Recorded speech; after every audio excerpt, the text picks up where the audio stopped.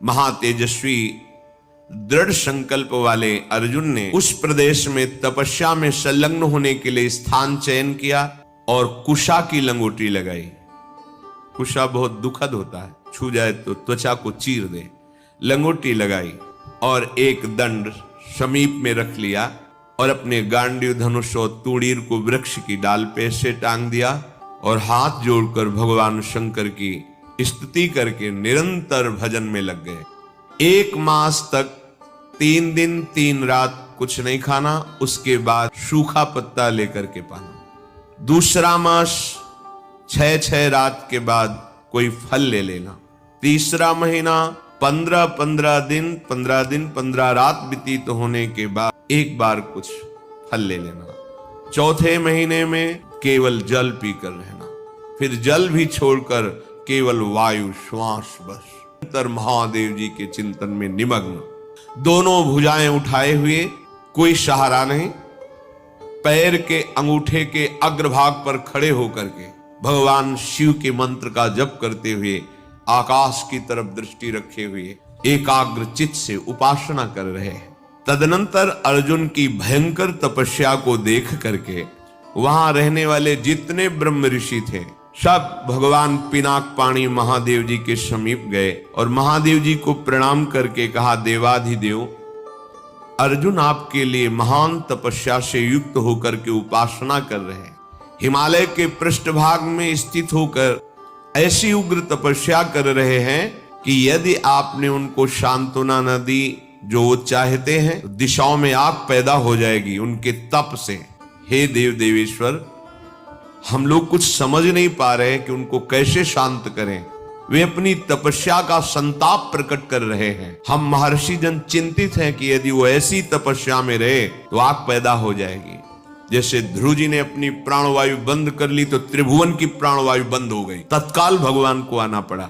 पवित्र चित्त वाले इन महर्षियों की जो सदा सबको सुख देने में तत्पर रहते हैं, उनकी बात सुनकर भगवान देवाधिदेव महादेव ने कहा, महर्षियों मुझे पता है, तुम विषाद मत करो। अर्जुन की तपस्या किसी को कष्ट देने के लिए नहीं है। अर्जुन के मन में जो संकल्प है वो मैं जान रहा हूं। वो किसी लोकांतर के भोग की इच्छा से तपस्या नहीं कर रहे हैं। उन्हें जो पाना है वो मैं प्रदान करूंगा।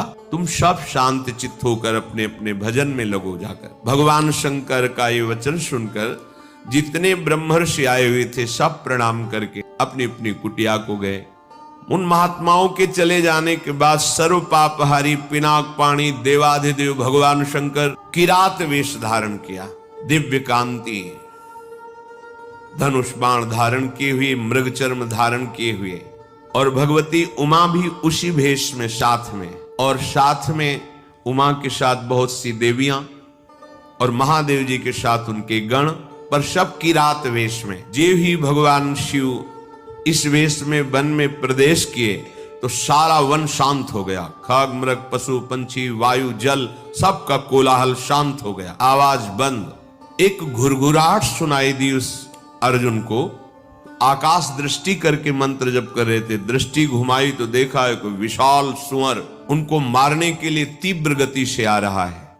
तत्काल अर्जुन ने अपने गांडीव धनुष को उठाया और प्रत्यंचा चढ़ाकर टंकार की, जिसकी ध्वनि उस शांत वन में गूंज गई।